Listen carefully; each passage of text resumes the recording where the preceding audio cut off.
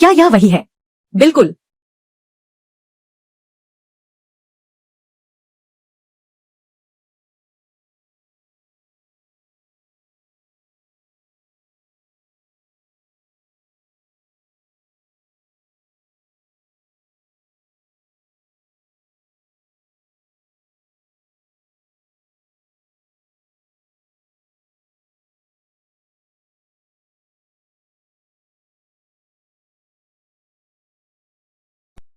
मैं एक हत्यारी हूँ।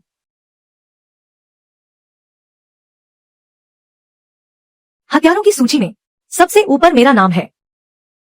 पर मुझे पैसों की बहुत तंगी है।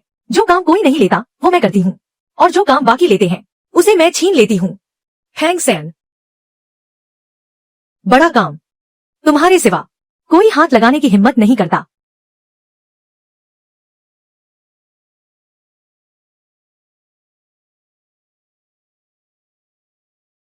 ओहो, यह हसीन मर्द। इसे सीधे मार डालना कितना बड़ा नुकसान होगा। क्या ऐसा हो सकता है कि मारने से पहले मेरे साथ एक रात बिता लो? वह तो खून का प्यासा है, औरतों से कोसों दूर रहता है। शाही रीजेंट जो ठहरा।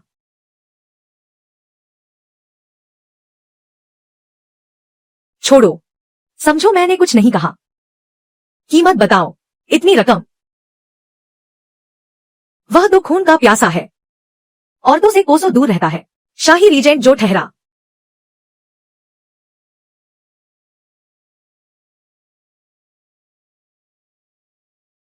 मंजूर है।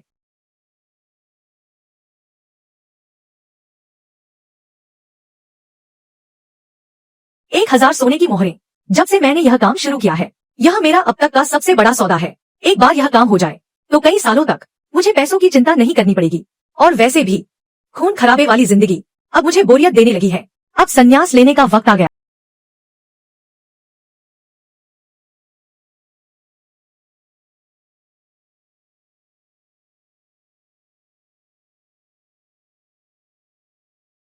कौन है यह?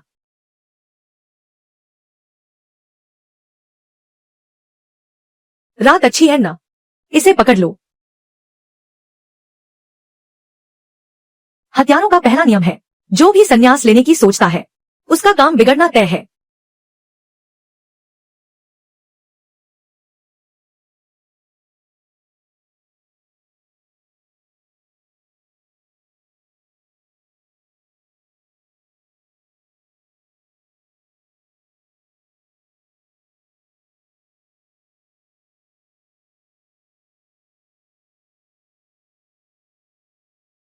लालच का फल हमेशा बुरा होता है। बुजुर्गों की बात सच साबित हुई। वंग्या राजकुमार, ये सब चीजें उसी के पास से मिली हैं। बता, किसने भेजा है तुझे? नहीं पता। हम तो बिचौलियों के जरिए संपर्क करते हैं। बिचौलिया है।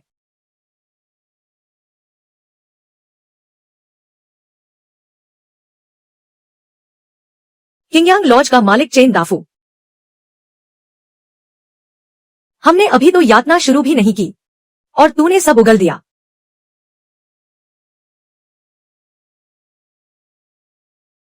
क्या करूं?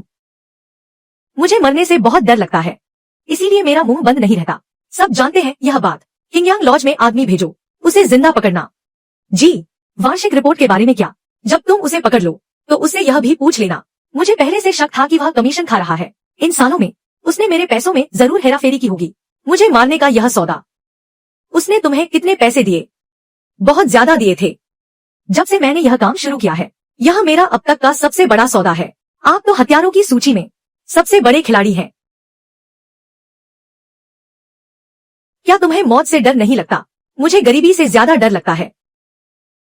तुम्हें पैसों की बहुत तंगी है, बहुत ज्यादा। मैं तुम्हें 2 विकल्प देता हूँ, तुम बताओ। पहला, मैं तुम्हें मारूंगा नहीं, लेकिन तुम्हें मेरे लिए काम करना होगा। मैं तुम्हें पैसे दूंगा,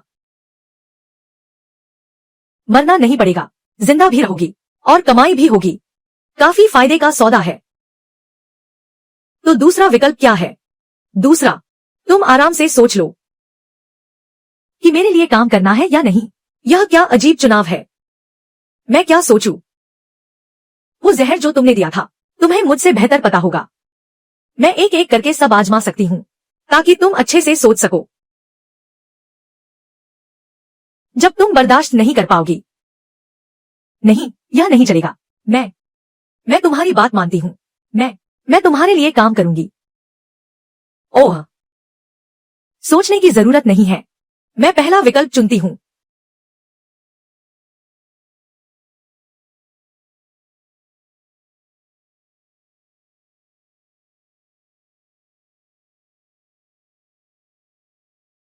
बोलो, यह कौन सी दवा है? बताओगे नहीं? ठीक है।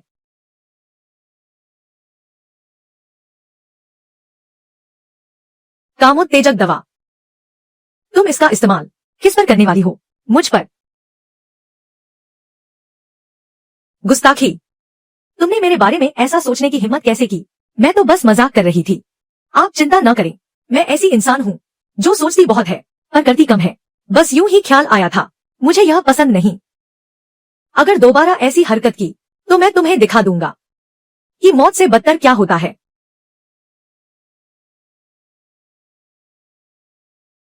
मेरा वो मतलब नहीं था। अब नहीं करूंगी। माफ कर दें। अब नहीं करूंगी। रुको, तुम्हारा क्या मतलब है? मैंने तो मान लिया है। अब मैं तुम्हारे बारे में कुछ नहीं सोचूंगी और तुम्हारे लिए काम करने का वादा भी किया है। आप ऐसा नहीं कर सकते। क्या आपको नहीं लगता?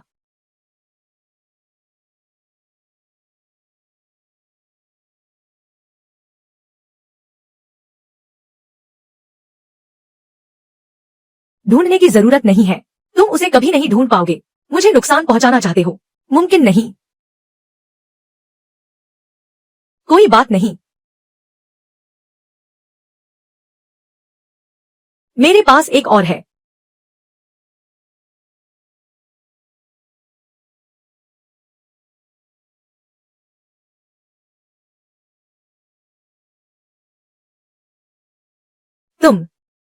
तुमने खेल के नियम तोड़ दिए।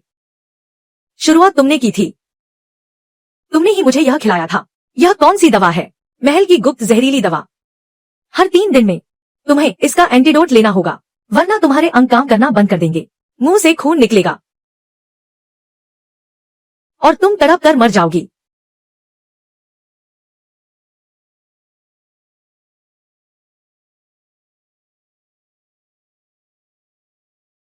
अगर मुझे पता चला कि तुमने मुझे धोखा दिया तो मैं तुम्हें कभी भी खत्म कर सकता हूँ। तुम बहुत चालाक हो।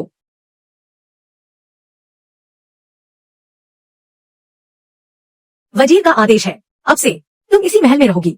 दोपहर और रात का खाना समय पर तुम तक पहुंचा दिया जाएगा।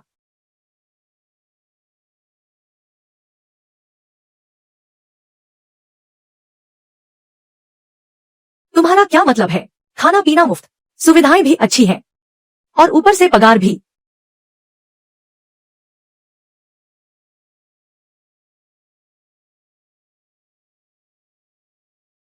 यह तो बिल्कुल पके पकाए चावल जैसा है। चमकते हुए सिक्के। अपनी लार टपकाना बंद करो। भाई, अब से दुनिया में एक आवारा कातिल कम हो गया और एक मेरे जैसा सरकारी नौकरी वाला कातिल बढ़ गया। इतनी जान की परवाह न करने वाला कातिल कभी नहीं देखा। तुम तो मेरे मन की बात जानती हो। तुम मुझे बहुत अच्छे से समझती हो। वंग्या का आदेश है। मंत्री के महल में जाओ, गुप्त जानकारी पता करो, एक बहुत ही रहस्यमयी पेंटिंग चुरा लाओ। सफलतापूर्वक लाने के बाद तुम्हें जहर का एंटीडोट मिल जाएगा।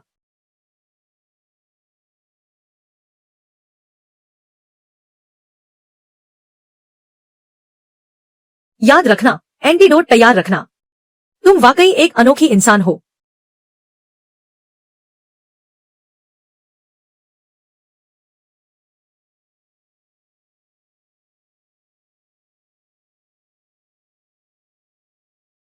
आम जनता दुखी है। जब में फूटी कौड़ी नहीं, पर दिल में बड़े अरमान है। अफसोस, कोई परखने वाला नहीं। क्या खूब कहा। सुने में तो यह मंत्री वाकई जनता का दर्द समझता है। अच्छा अधिकारी है।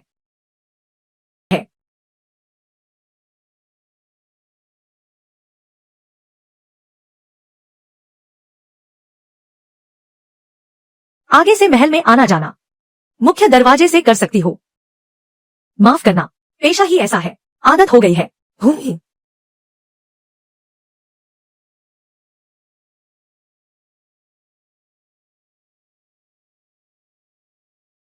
कैसा लगा वंग्या?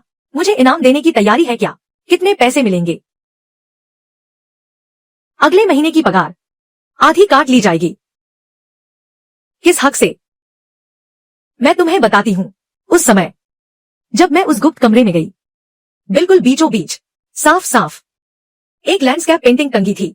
उस जगह पर साफ दिख रहा था कि यह किसी नौसिखिए के लिए था, लेकिन मेरी पेशेवर समझ थोड़ी चूक गई। उठाया और भाग निकली, है ना?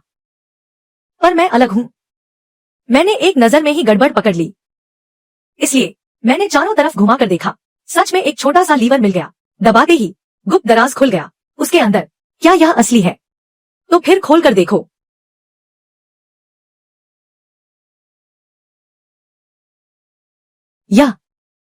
यह कुछ ठीक नहीं लग रहा। जो मुझे चाहिए था वह तो स्टडी रूम में रखी। वह शानदार लैंडस्केप पेंटिंग थी।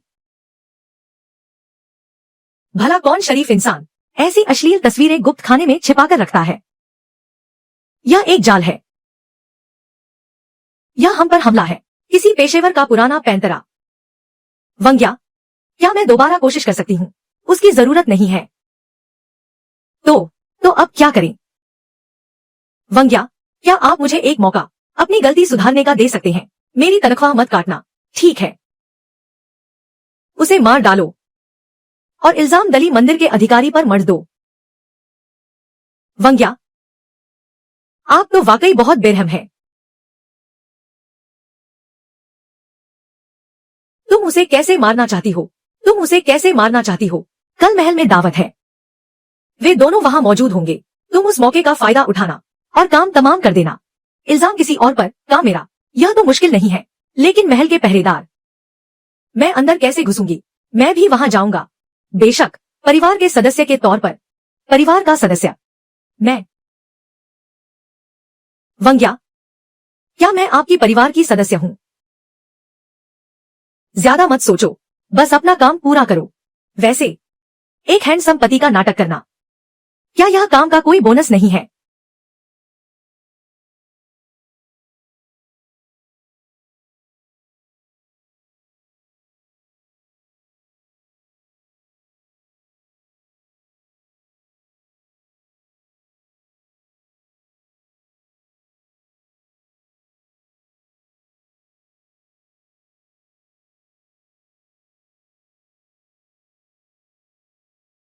तो तुम मुझे एक हैंडसम पति के रूप में देखना चाहती थी?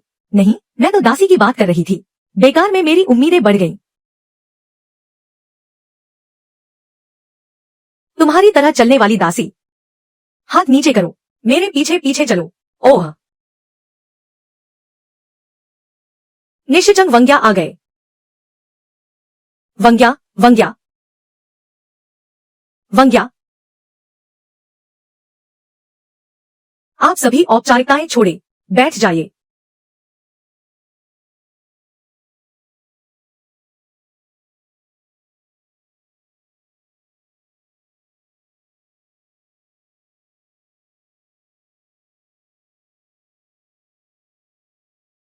लक्ष्य दिख गया, लेकिन दूसरा वाला बिल्कुल सामने है। लाल रेशमी वस्त्र, कमर पर सफेद जेड। दली मंदिर का अधिकारी, बहुत समय बाद मिले। वंग्या की कृपा है। क्या याद है तुम्हें? निश्चिंत रहें, मेरी याददाश्त बहुत तेज है।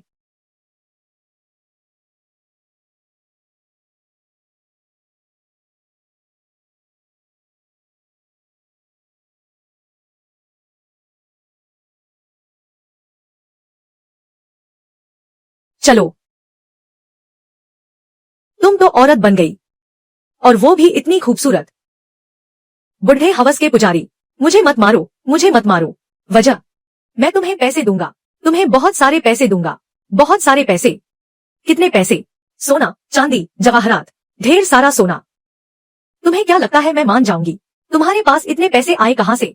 सच में, मैंने तो आम जनता से यह सब लूटा है। हाँ, वैसे वो रिश्वत के पैसे कहाँ हैं? सच कह रही हूँ, बिल्कुल सच। ठीक है, तुमने पैसे कहाँ छुपाए हैं? हमारे घर के नाशपाती के पेड़ के नीचे।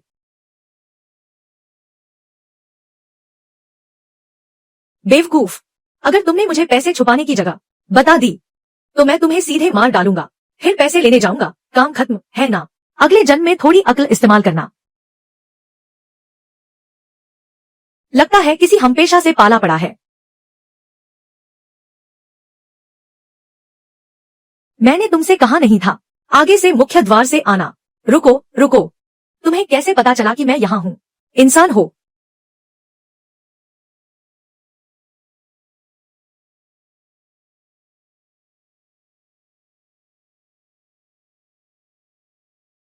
बड़े भाई, बातचीत से सब हल हो सकता है। अगर तुमने उसे मार दिया तो फिर मुझे नहीं मार पाओगे, है ना? तुम बस यही चाहते हो कि मैं मर जाऊं। अगर तुम मर गए तो क्या मैं आजाद नहीं हो जाऊंगी? भूलना मत, तुम पर मेरा जहर चढ़ा हुआ है। तो क्या हुआ? जैसे ही तुम मरोगे राजमहल में हाहाकार मच जाएगा, और तब मुझे एंटीडोट जहर का तोड़ कहाँ मिलेगा? एफ बे गई, मरने के लिए तैयार हो जाओ। मेरी तरफ क्या देख रहे हो?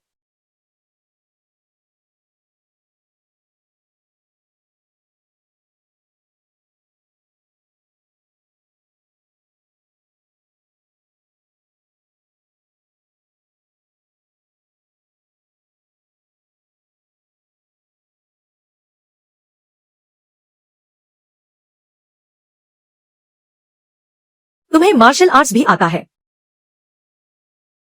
कमाल की कला है। लगता है तुम्हें जीने की इच्छा नहीं है। वह फिर आ गया।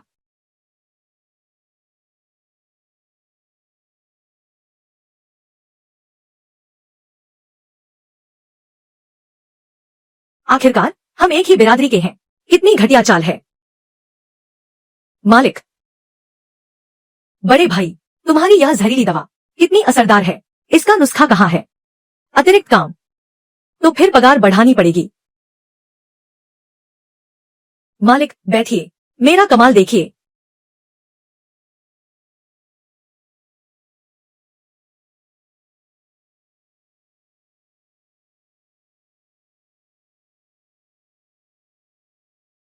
फ्रॉस्ट फ्लावर ब्लेड, तुम तो हथियारों की सूची में नंबर 1 हो। फैंग सान, तुम भी लोगों को काम पर रखने लगी। अरे, जब तक पैसे पूरे मिले। मैं बहुत समझदार इंसान हूँ। अगर ऐसी बात है तो चलो एक सौदा करते हैं। तुम मेरी मदद करो उसे खत्म करने में। मैं तुम्हें इनाम का आधा हिस्सा दूंगा। क्या यह सच है? बिल्कुल।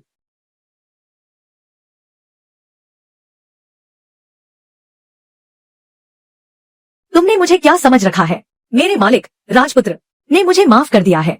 मेरे लिए वही मेरे जीवन दाता है। इसलिए ठीक है, पैसे बढ़ाओ। पैसे मेरे पास भी है। 3000 सिक्के। मैं 5000 सिक्के दूंगा। मेरा तो सोना है। तुम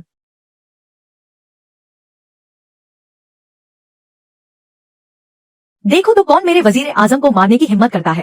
पैसे आ गए तो क्या बड़ी बात हो गई। और भी लोग आएंगे। बकवास बंद करो। क्या मुझे पता नहीं होगा? इस काम को लेने वाली मैं पहली इंसान थी।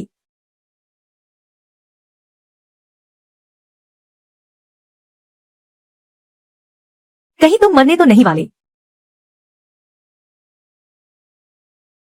शरीर में गर्मी बढ़ रही है, सांसें उखड़ रही हैं। यह जहर तो मुझे अच्छे से पता है।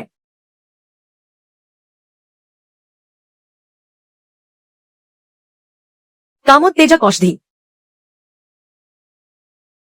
जानलेवा जहर नहीं है, बस इतना काफी है। चिंता मत करो, इसका इलाज बहुत आसान है। वजीर साहब, मैं आपके लिए कोई लड़की ढूंढ लाती हूँ। आपको मोटी पसंद है या पतली? लंबी या छोटी?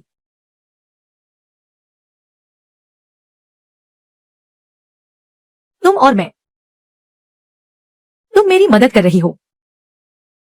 यह कुछ ठीक नहीं लग रहा। हालांकि चूंकि तुमने इतनी जिद की है तो फिर मैं मना कैसे कर सकती हूँ। तुम और मैं। जाओ एक बाल्टी ठंडा पानी लेकर आओ। ठंडा पानी।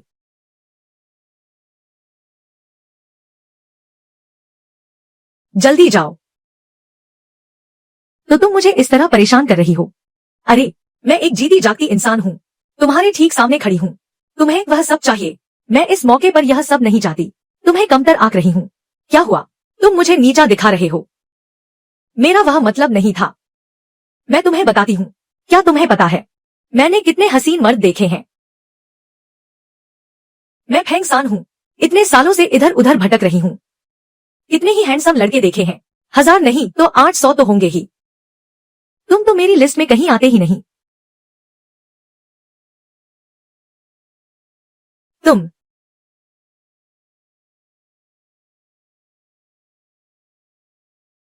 तुम बस मेरी मदद करना चाहते हो। मैं बस अपनी पेशेवर जिम्मेदारी निभा रही हूँ। मैं बस दूसरों की मदद करके खुश हूँ। अगर ऐसा है तो आ जाओ। गया सब गया। मैं तो बस बातों की शेर हूँ। असल में तो अभी भी अनाड़ी हूँ। क्या यह सब इतना मुश्किल है? तुम काम क्यों रहे हो?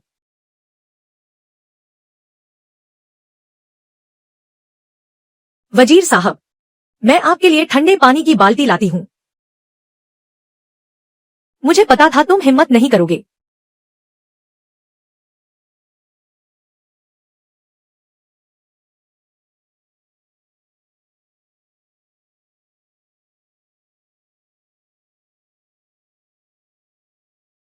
जल्दी जाओ, जल्दी। जी।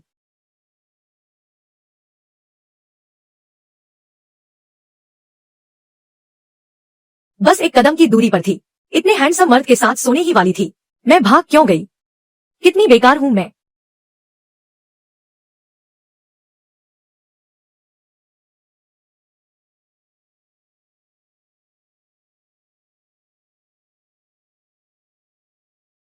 वजीर साहब थोड़ी देर में सो जाएंगे। तुम सब बाहर जाओ। कोई शोर नहीं मचाएगा। जी।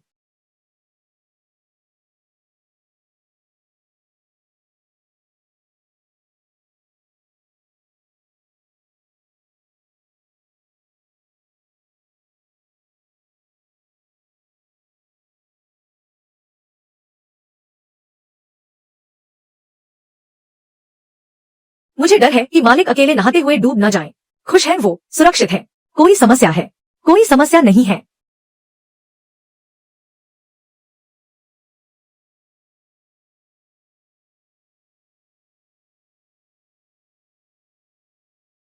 रोमांचक। सच में बहुत रोमांचक है। पीछा करना। क्या मुझे पैसे नहीं देने पड़ेंगे? घोड़ा जो देख सकती हूँ।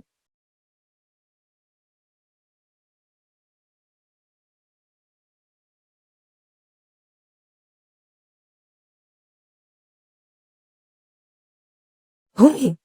मैं एक जगह टिकने वाली नहीं हूँ। 2 बार गिरना, एक बार पीछा करना। इस बार पिछली बार की तरह कोई गलती नहीं होगी। फेंग सान। फेंग सान, क्या तुम फिर से वोंग्या को नहाते हुए देख रही थी? बिल्कुल नहीं। मैं अपने मिशन पर थी।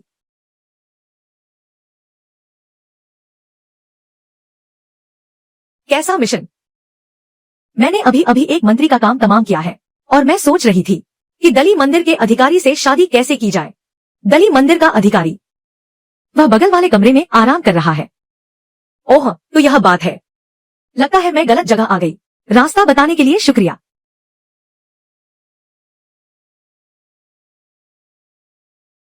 फेंग सान। फेंग सान।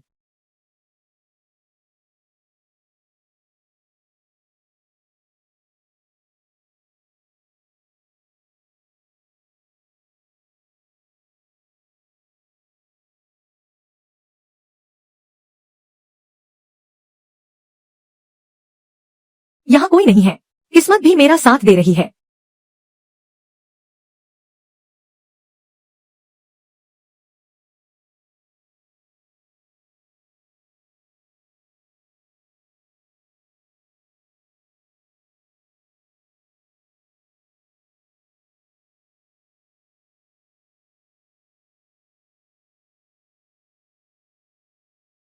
सरकारी मुहर, सरकारी मुहर, सरकारी मुहर।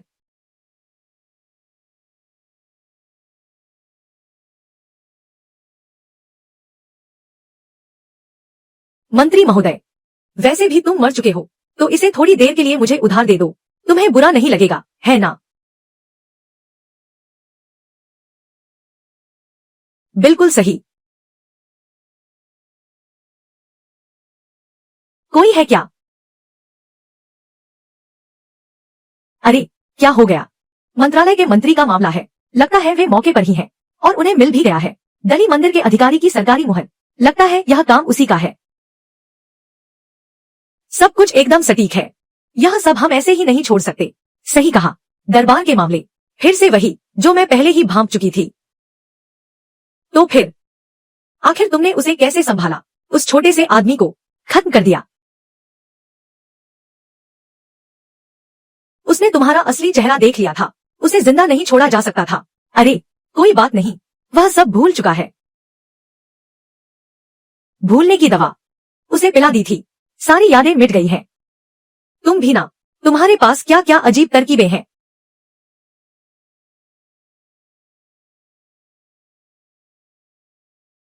बूढ़े आदमी, क्या तुम मुझे दवा का तोड़ दे सकते हो?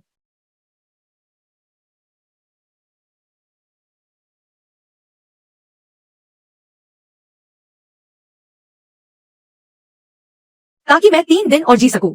वाह, लेकिन वो क्या, सिर्फ एक छोटी सी सरकारी मुहर से तुम उसे दोषी कैसे ठहरा सकते हो? अगर मैं होती तो मैं कभी कबूल नहीं करती। बेशक तुम कुत्ता नहीं हो। खबर, वोंग्या, ताजा खबर है, एक हत्यारे को पकड़ लिया गया है। उसने मान लिया है कि उसने ही मंत्री को मारा है, और वो भी दली मंदिर के अधिकारी के आदेश पर। सख्त पूछताछ की जा रही है, गवाह और सबूत दोनों मिल गए हैं। अब तो मामला पूरी तरह साफ है। तुम्हें भी देखना होगा इस मामले का असली राज क्या है। बहुत अच्छा, यह मैं हूं, यह मैं हूं। वोंग्या, आप वाकई कमाल के हैं। वोंग्या, आपके आदेशानुसार सब कुछ बता दिया गया है। ये दोनों जगहें हमारे लोगों को तो सब पता है।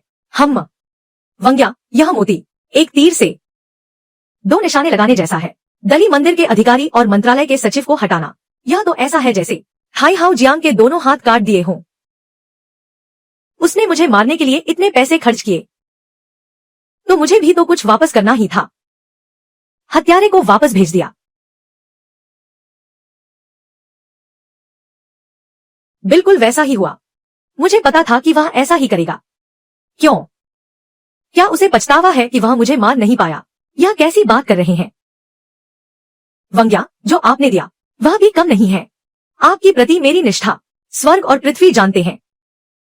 खैर, अब जब मैं यहाँ आ ही गई हूँ, तो कल मैंने आपकी सुरक्षा सफलतापूर्वक की थी। 3000 युआन, यह अगले महीने की तनख्वाह है। वंग्या, आप तनख्वाह देने में इतनी देरी क्यों कर रहे हैं? यह अच्छी बात नहीं है। क्या क्या तुम्हें कोई आपत्ति है? जहां तक इस महीने की तनख्वाह की बात है, 200 युआन काट लिए गए हैं। क्यों? मालिक को नहाते हुए चोरी छिपे देखने के लिए। यह बहुत बड़ी बदतमीजी है।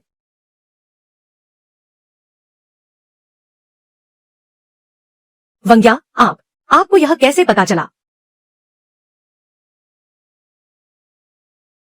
मैं तो बस देख रही थी। कुछ खास नहीं, मैं वापस जा रही हूँ। रुको, क्या तुम्हें खिड़की से आना जाना किसी ने सिखाया है? मेरे गुरु ने सिखाया है। उन्होंने मुझे इस काम में खिड़की से आना ही सही तरीका बताया है। तुम्हारे गुरु कौन है? एक बहुत प्रसिद्ध हत्यारे। ऐसा नहीं है, वह तो एक चोर है, आदमियों को नहाते हुए देखने वाला। क्या उसने तुम्हें यह सिखाया है? नहीं, यह तो मैंने खुद धीरे धीरे सीखा है। मेरे गुरु मुझे यह सब सिखाने के लिए तैयार नहीं थे। क्यों? क्योंकि मैं एक मूर्ख हूं। मैं इस तरह के सुख का आनंद नहीं ले सकती। हालांकि मैं इसे आजमाना चाहती थी। बताओ, प्रधानमंत्री का छोटा बेटा, वह बहुत अच्छा है। क्या तुमने उसे भी नहाते हुए देखा है? बिल्कुल नहीं। हालांकि मैं प्रधानमंत्री का छोटा बेटा। वह बहुत खास है, युवा और सुंदर। लेकिन मुझे कभी मौका नहीं मिला उसका चेहरा देखने का। वंग्या, क्या आप उसे जानते हैं? एक बार देखा है। वह बहुत कमजोर है, उसका शरीर बहुत दुबला है। वह हमेशा मेकअप और पाउडर लगाता है। उसकी त्वचा बहुत गोरी है।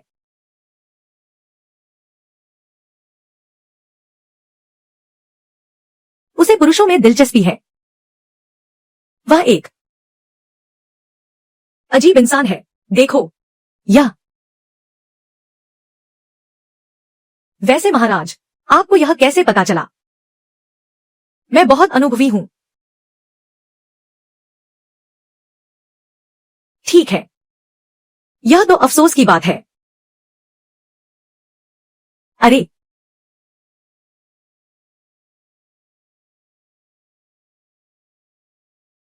गलत ले लिया।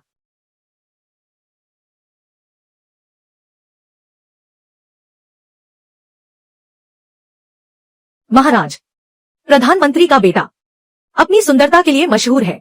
सुना नहीं कि उसे लड़कों में दिलचस्पी है? छोड़ो, मैं दली मंदिर के अधिकारी की नियुक्ति का प्रबंध करने जा रहा हूं और नए अनुष्ठान मंत्री के पद की भी।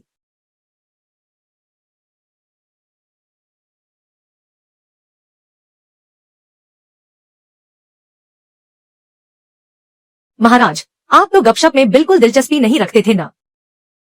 राज दरबार में फिर से एक बड़ी घटना हो गई है। अब क्या हुआ? दली मंदिर के नए अधिकारी ने युद्ध मंत्री के साथ मिलकर हाई हाउ जियांग के खिलाफ शिकायत दर्ज की है। उन पर क्या आरोप लगाया है कि वह पर्दे के पीछे से शासन कर रही हैं और सत्ता अपने रिश्तेदारों के हाथ में दे रही हैं और उनसे शाही मुहर सौंपने की मांग भी की है। इतनी हिम्मत!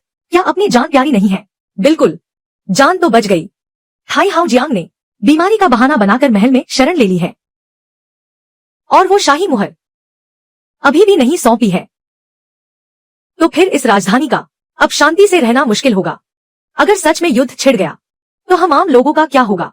बहुत बुरा हाल होगा, क्यों नहीं? फेंग सान, नीचे आओ। फू।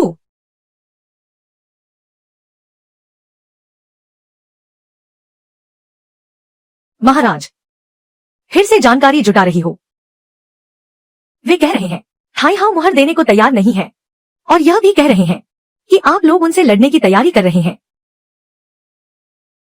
आम जनता में खबरें बहुत तेजी से फैलती हैं। अभी दरबार में तनाव का माहौल है, तूफान आने वाला है। फिलहाल सबसे महत्वपूर्ण सैन्य शक्ति है। क्या सच में युद्ध होगा? तुम्हारा दूसरा काम मेरे साथ शहर के बाहर चलना है, सैनिकों का निरीक्षण करने। मैं सैनिक? क्या मैं उन्हें देख पाऊंगी? जवान और तंदुरुस्त युवा सेनापति। महाराज, आप मेरे प्रति बहुत उदार हैं। महाराज, मैं आ गई।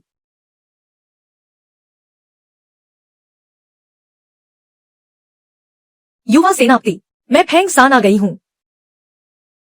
क्या हुआ? इतने सारे कपड़े क्यों पहने हैं? क्या कवच पहन रखा है? वे हमेशा ऐसे ही कपड़े पहनते हैं। मौसम बहुत गर्म है, आमतौर पर तो वे बिना शर्ट के रहते हैं। तो आज क्या बात है? मुझे तो कुछ भी दिखाई नहीं दे रहा। महाराज ने खास तौर पर आदेश दिया है। महाराज ने कहा है कामुक अपराधी का पीछा करो। बड़ी हिम्मत है। दिन के उजाले में कौन सा कामुक अपराधी आ गया? कामुक अपराधी? यह मैं हूं। क्या अजीब बात है।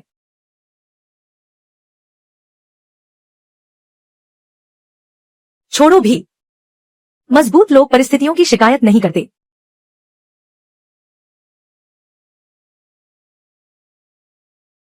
छोटे भाई, मौसम बहुत गर्म है, मैं तुम्हें हवा कर देती हूँ। ठंडक मिलेगी, ठंडक। अरे, मिजाज तो काफी सख्त है, किसी की बात ही नहीं सुन रहे। कोई बात नहीं, मैं किसी और को ढूंढती हूँ। चलो छोटे भाई, तुम्हारी काया तो काफी अच्छी है, काफी गठीले लगते हो।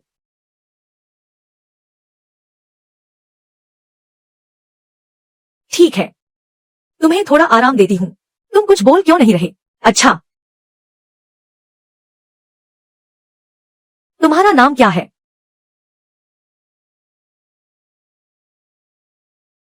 नमस्ते, कुछ तो बोलो। नमस्ते, नमस्ते, तुम सब क्या हो? ये लोग कुछ बोल क्यों नहीं रहे? वंग्या का आदेश है, आज सब मौन रहेंगे। काले कपड़े पहने हुए और कमर पर सफेद जेड बांधे व्यक्ति से बात करना मना है। जो उल्लंघन करेगा उसका 10 चांदी के सिक्के का वेतन काट लिया जाएगा। फू बेवे, तुम मुझे निशाना बना रहे हो। सैनिकों को अनुशासन की जरूरत है। जो शोर मचाएगा उसे 500 चांदी के सिक्कों का जुर्माना देना होगा। कितना निर्दयी मालिक है यह फेंगसान, यह फेंगसान, यह फेंगसान बहुत ही लापरवाह है। सैनिकों के प्रमुख को देखो, जैसे कोई जानवर हाँक रहा हो। किसी सभ्य घर की लड़की ऐसी बदतमीज नहीं होती। यह लड़की तो, उसे थोड़ा शालीन होना चाहिए, थोड़ा गरिमापूर्ण। उसकी तरह आवारापन शायद कोई बिचौलिया भी उसके घर आने की हिम्मत नहीं करेगा। आखिर कौन सा शरीफ इंसान उसे पसंद करेगा?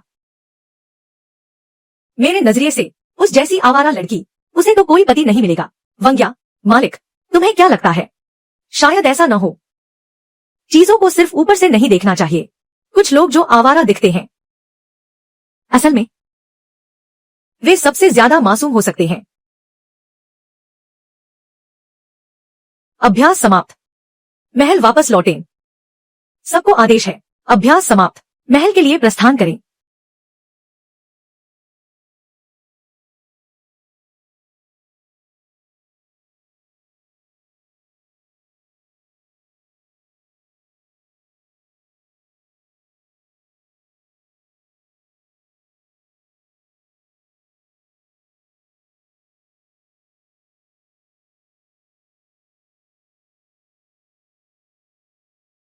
इतनी गहरी नींद में सो रही हो। अगर अभी कोई मुझे मारने आता तो तुम्हारे जागने का इंतजार करना पड़ता, मुझे ही उसे संभालना पड़ता। वंग्या, मैं पेट भर सो ली हूं। अब आपकी रक्षा करने की ताकत है मुझमें। और सुनो, अगर अचानक हथियारों का कोई दल आ जाए तो? ऐसा नहीं होगा। सच में आ गए तो?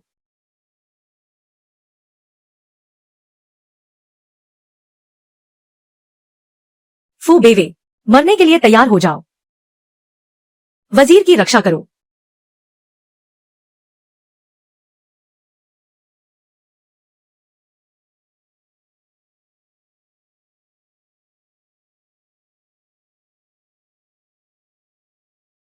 फेंगसान, वजीर को यहां से ले जाओ। तीर चलाओ। तुम पहले जाओ। नीचे झुको। बाल बाल बची हूं। वापस जाकर मेहनताना बढ़ाना होगा। जिंदा वापस लौटी तो ही कुछ मिलेगा। सावधान, ये तलवारें। तब तक मुझे अच्छे से फू बेइवेई का हिसाब चुकता करना होगा। फू बेइवेई, तीर निकालो। थोड़ा बर्दाश्त करो। चलो।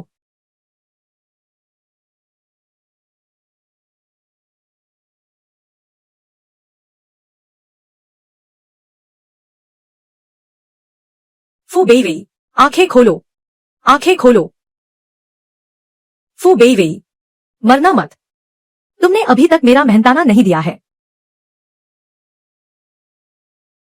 फिक्र मत करो, तुम्हारे पैसे कहीं नहीं जाएंगे। तुम जाग गए। अगर मैं मर गया तो तुम वजीर के महल लौट जाना। वहां कोई है जो तुम्हें पैसे दे देगा। मैं सिर्फ पैसों के लिए नहीं कर रही, तो फिर किस लिए?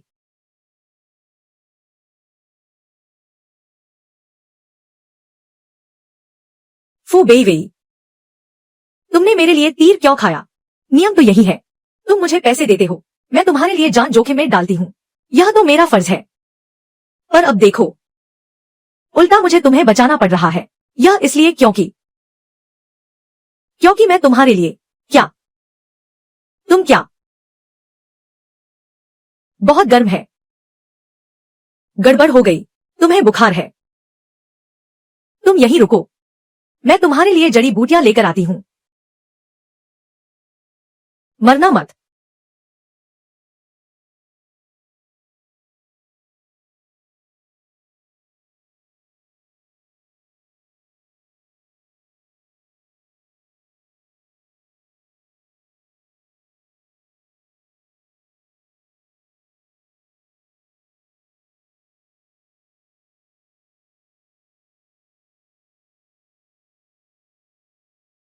फू बेई वेई, यह तीर जल्दी निकालना होगा। इसे शरीर में ज्यादा देर नहीं छोड़ सकते। यह जड़ी बूटी बहुत काम की है, बस इसे घाव पर लगा लो। मुझ पर भरोसा रखो, तुम जल्दी ठीक हो जाओगे। यह कैसा एहसास है? तलवार।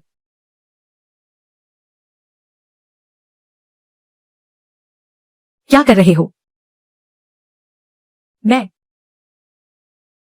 तुम गलत मत समझना, मैं तो बस तुम्हारा तीर निकालकर मरहम लगाना चाहती थी, इसीलिए कपड़े उतारे थे।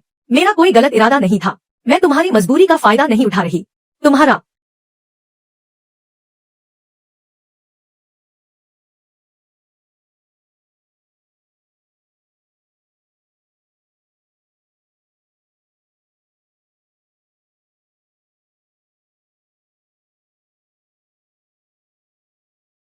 खून।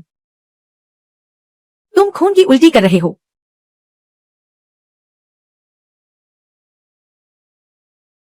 इसे निगल लो। इसमें मेरा खून मिला है। यह तुम्हारा इलाज है। अब तुम्हें भविष्य में हर 3 दिन में दवा लेने की जरूरत नहीं पड़ेगी। फेंग सान, तुम यहां से जाओ। और तुम। हाई हाउ जियांग ने जान लेने की ठान ली है। पीछा करने वाले जरूर आएंगे। मेरे बचने की उम्मीद कम है। तुम यहां से निकलने के बाद मेरा आखिरी काम पूरा कर देना। यान ल्यांग, चलो। शहर के मुखिया को बताओ, उनके साथ जाने का समय हो गया है। तुम तैयार नहीं हो शायद। अब तुम आजाद हो। मेरे इशारों पर नाचने की जरूरत नहीं। जाहिर है अब मेरे काम के लिए नहीं। बेवजह की मुसीबत। फू बेई वेई, मैं तुम्हारे लिए काम करने को तैयार हूं। बस बात यह है कि मैं फेंग सान घाटे का सौदा नहीं करती। जो तुम मुझे दे रहे हो उसमें मेरा काम नहीं चलेगा। तुम्हें कितना चाहिए? मेरी कमर पर बंधी ये जेड की माला काफी कीमती है। तुम इसे ले सकते हो। अभी नहीं।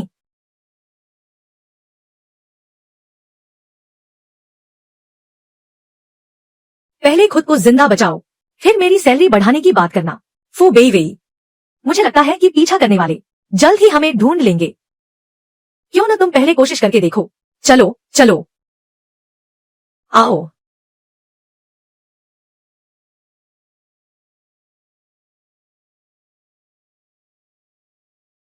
आओ, तुम और मैं।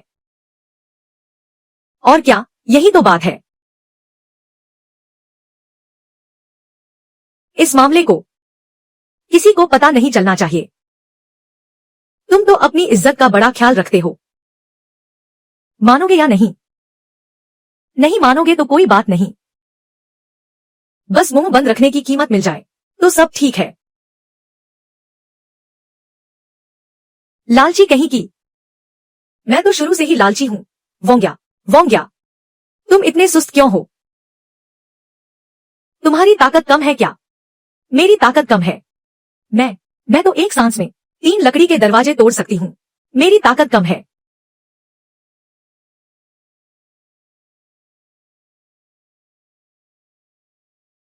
तुम्हारे साथ इस सफर में मुंह बंद रखने की फीस के अलावा दवाई का खर्च भी लगेगा। काम न कर पाने का हर्जाना, मानसिक तनाव का खर्चा, ये सब तुम्हें मुझे देना होगा। और तीर का खर्च भी। क्या तुम्हें ये नहीं पता? तो फिर मैं भी यही हूं। तुम हंस क्यों रहे हो? हंस रही हूं कि तुम कितना बोलते हो। क्या तुम्हें मेरा शोर पसंद नहीं? मुझे पकड़ो मत। पसंद है, मुझे काफी पसंद है। फेंग सान, तुम्हारे कान लाल क्यों हो रहे हैं? मुझे गर्मी लग रही है। तुम्हें ऐसे ढोते हुए इतना वजन लेकर चलना, मैं थक गई हूं। फेंग सान, वहां चलकर आराम करते हैं। ठीक है।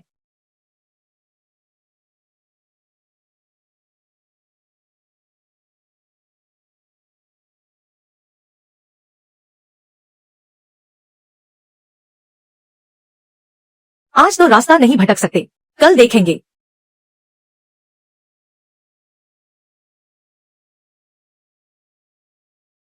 आओ। सहारा लेकर बैठो, औपचारिकता की जरूरत नहीं।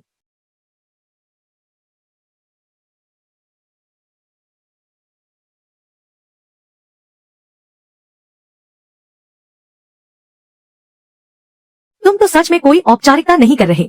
ठंड है, ऐसे कितनी गर्माहट है। मुझे गर्माहट दे रहे हो, लेकिन इसकी अलग कीमत होगी। कितने पैसे? 50 बारिशें, सौदा पक्का। 10 रातों का किराया।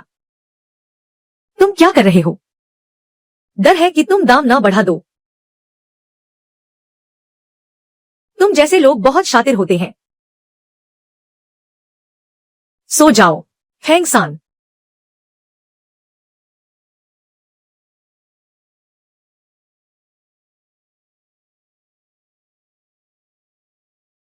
सपना। हैंग सान, तुम्हारे साथ और जीवन मरण के लिए शुक्रिया।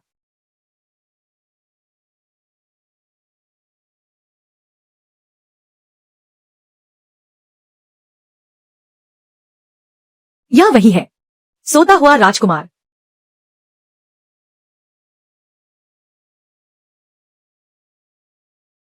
अरे नहीं,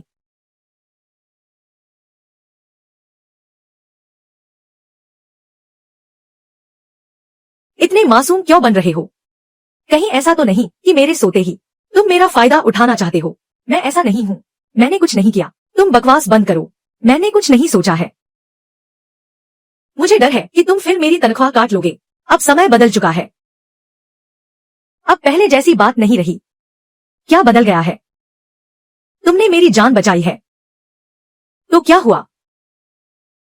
अगर तुम चाहो कि मैं खुद को तुम्हें सौंप दूं, तो मैं इसके लिए भी तैयार हूं। मजबूरी में ही सही, पर मान जाऊंगी। तुम मजाक कर रहे हो ना? कोई मजाक नहीं। बोनस समझ लो। तुम कोई चोर तो नहीं हो। मुझे पता है। चलो, रास्ता देखते हैं। चोर।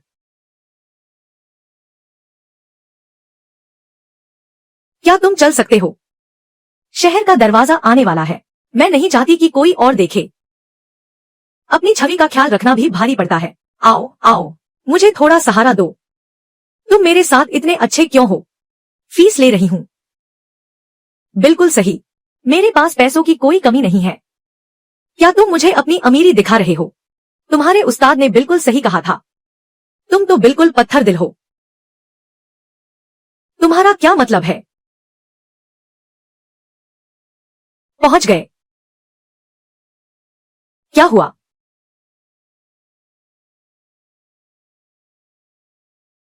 कुछ गड़बड़ है। नहीं, कुछ तो ठीक नहीं है। ये पहरेदार अचानक इतने सख्त क्यों हो गए? मैं जाकर देखती हूँ। भाई भाई भाई, वहां आगे क्या हुआ है?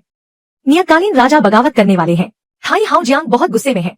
उन्होंने आदेश जारी कर दिया है, जैसे ही नियतकालीन राजा मिलेंगे उन्हें तुरंत मार दिया जाएगा।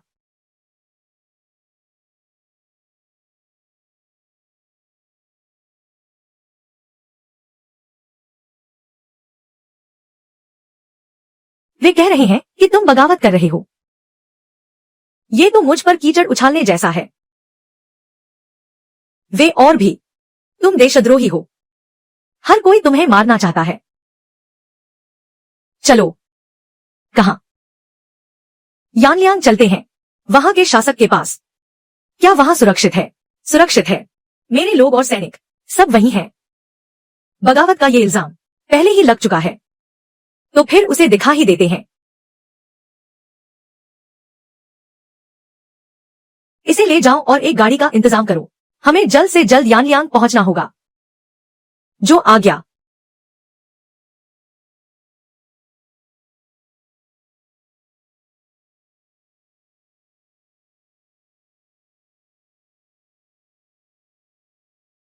पता नहीं क्यों दिल में थोड़ी घबराहट हो रही है। बस बहुत हुआ, बाहर आ जाओ। मुझे पता है तुम लोग वहीं छिपे हो। बाहर निकल आओ।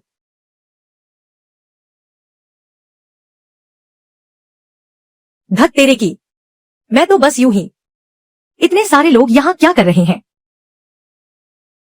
पुराने परिचित। अरे तुम हो। पिछली बार चूक गए थे, पर इस बार मैं पूरी तैयारी के साथ आई हूँ। आज फू बेईवेई का मरना तय है। क्या तुम्हें सच में उसकी जान लेने की इतनी जल्दी है? क्यों ना मैं तुम्हें 1500 सोने की मोहरें दूं। तुम अपना इरादा बदल लो। फेंग सान, कोई फायदा नहीं। दुनिया भर के हत्यारों के लिए फरमान जारी हो चुका है। तुम उसे नहीं बचा पाओगी। कैसा फरमान? मौत का फरमान। नियम यह है कि जब तक लक्ष्य मर नहीं जाता, तब तक कोई न कोई उसका पीछा करता ही रहेगा। तुम मुझे तो खरीद सकती हो, पर तुम पूरी दुनिया के हथियारों को नहीं खरीद पाओगी। फेंग सान, एक ही पेशे के होने के नाते मैं हमेशा से तुम्हारी प्रशंसा करती आई हूँ और तुम्हारा सम्मान भी करती हूँ। लेकिन मुझे अफसोस है, महल के उस व्यक्ति के खिलाफ मत जाओ। निशेजिंग वांग का मरना निश्चित है। तुम उसे नहीं बचा पाओगी। यह मौत का फरमान फेंग सान ने स्वीकार कर लिया है। तुम क्या कह रही हो? मैंने इसे स्वीकार कर लिया है। दुनिया के अपने नियम हैं। हथियारों की रैंकिंग के अनुसार जो सबसे ऊंचे दर्जे का हत्यारा होता है, वही फरमान स्वीकार कर सकता है। 3 दिनों की समय सीमा है। अगर समय पर लक्ष्य नहीं मरा, तो मिशन विफल माना जाएगा और बाकी हत्यारे फिर से काम ले सकते हैं। लेकिन इससे पहले कोई भी दूसरा हत्यारा आदेश का उल्लंघन नहीं कर सकता, वरना यह नियमों के खिलाफ होगा। बुरी किस्मत, मैं ही हत्यारों की सूची में पहले नंबर पर हूँ। चूंकि मैंने फरमान स्वीकार कर लिया है, तो तुम सब अब उसे हाथ भी नहीं लगा सकते। 3 दिन बाद अगर वह जीवित रहा, तो हम जरूर वापस आएंगे। स्वागत है। चलो पीछे हटो।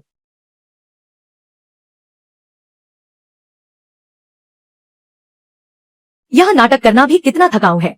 अच्छा हुआ कि मैंने उन्हें बेवकूफ बना दिया।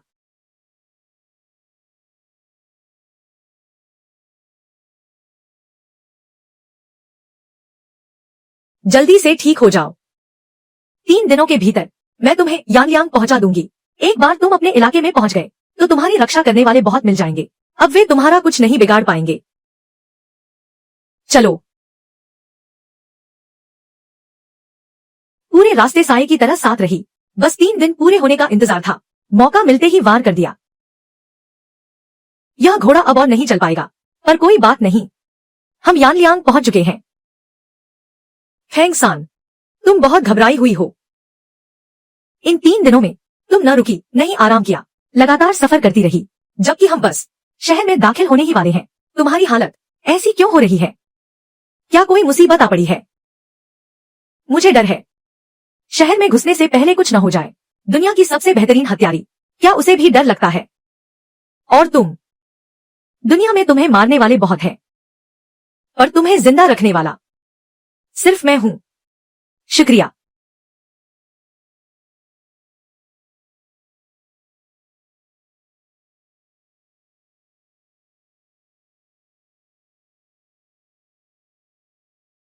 इंतजार खत्म, हमला करो। अंदर चलो। शहर का दरवाजा बंद करो। फेंग सान,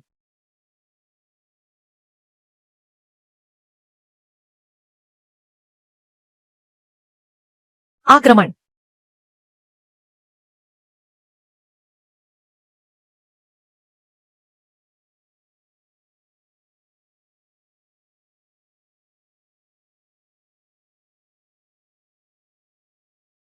फेंग सान,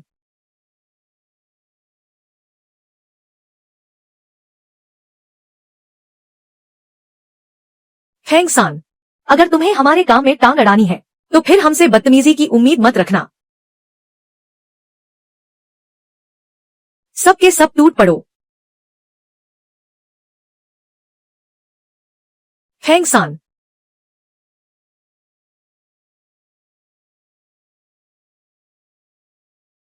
आखिर मैं भी तो मैं हूं। सही वक्त पर सही दाव खेला। अभी जो मैंने किया, वो वाकई शानदार था, है ना? यांगयांग के ये छोटे मोटे गुंडे। फेंग सान, तुम फिर से नाराज क्यों हो? तुम्हारी जान बचाई, फिर भी इतना गुस्सा?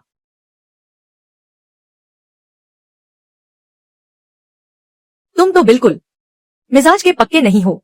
तुम्हें खुश करना नामुमकिन है। फेंग सान, फेंग सान,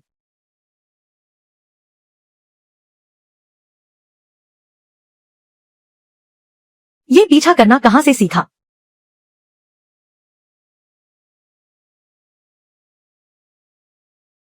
ये कौन सा नीम हकीम है, जरा पट्टी तो बांध दो, बहुत दर्द हो रहा है।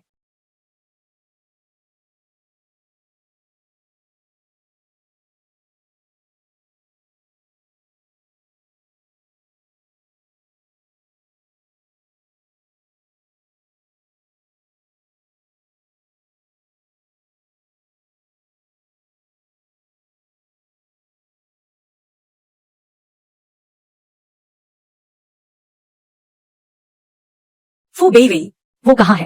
क्या हमारे वजीर का नाम तुम्हारे जैसे लोग ऐसे ही ले सकते हैं? ओह, वजीर साहब कहाँ है? वो तो नगर प्रमुख के साथ अंदर कोई जरूरी चर्चा कर रहे हैं।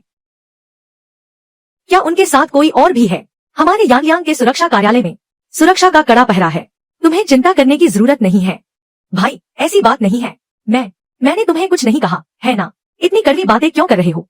ऐसी कोई बात नहीं है, बस हम लोग बाहरी लोगों से घुलना मिलना नहीं जानते। क्या तुम हमें कमतर समझ रहे हो? माफ करना, मेरे पास तुम लोगों से उलझने का वक्त नहीं है। सरकारी सुरक्षा वाले, तुम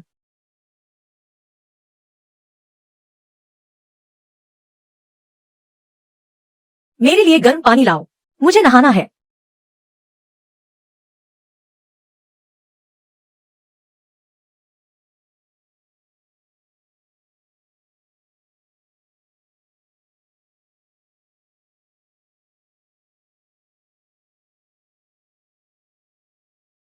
एक आदमी का पीछा करते करते 3 दिन और 3 रात का सफर, सब कुछ घिस गया है। इसे काम के दौरान लगी चोट मान ले। आप वापस आ गए, इतने उदास क्यों लग रहे हो? किसी ने परेशान किया क्या? नहीं तो बस मुझे अचानक याद आया कि आप पर अभी भी मेरी काफी पगार बकाया है। मैं अभी आपकी सबसे बड़ी मालिक हूँ। सही, तुम्हारी बात बिल्कुल सही है। तो अब क्या साफ करना है?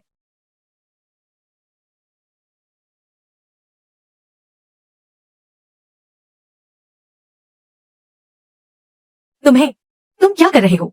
तुम्हारी मदद कर रहा हूँ साफ करने में। मैं तो मजाक कर रही थी। पर मैंने इसे गंभीरता से ले लिया। आप एक महान रीजेंट NHIP चिन्ह VNG मेरे ढांव साफ कर रहे हैं। यह बिल्कुल भी उचित नहीं है। आप तो रीजेंट के मालिक भी हैं।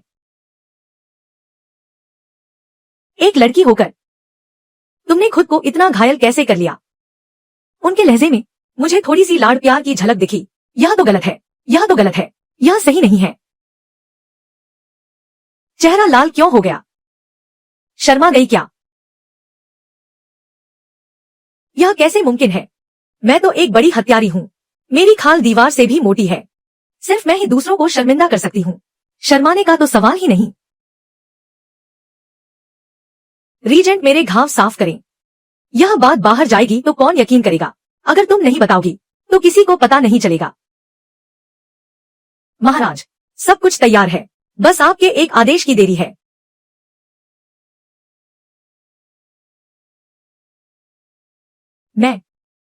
मैंने कुछ नहीं देखा। क्या देखना है?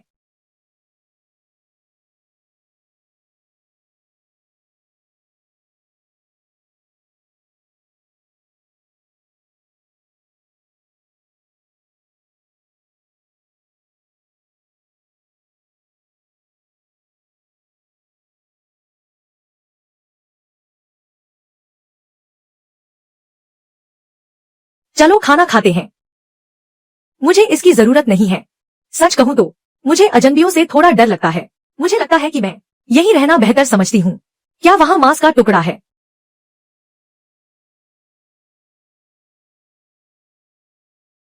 और किस बात का इंतजार है? जल्दी चलो। क्या पैर में दर्द है? क्या तुम्हें चाहिए? नहीं, कोई दर्द नहीं है। मैं तो हवा की तरह तेज चलती हूँ। तुम खुद को क्या समझती हो? दीवार से भी मोटी खाल। साफ दिख रहा है कि यह बहुत पतली है।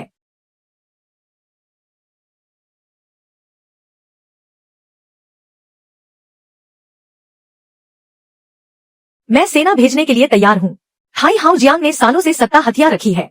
अब समय आ गया है कि दरबार को साफ किया जाए। व्यवस्था को फिर से ठीक करना होगा। फू बेई वेई, क्या तुम सम्राट बनना चाहते हो? खाना तो कहीं भी खाया जा सकता है, पर बातें सोच समझकर करनी चाहिए। क्या तुम सच में मुझे सत्ता का लालची गद्दार समझती हो? नहीं, महाराज ने कभी तख्तापलट के बारे में नहीं सोचा। वह जो कुछ भी करते हैं वह सब नन्हे सम्राट के लिए है। पूरी तरह से वैध तरीके से उस सिंहासन पर बैठना, यह भी पूर्व सम्राट की अंतिम इच्छा थी। ओह, तो बात यह है। वैसे राजकुमार, अगर आप सेना भेजने की सोच रहे हैं तो हमें हिसाब किताब कर लेना चाहिए। 3 हिस्से।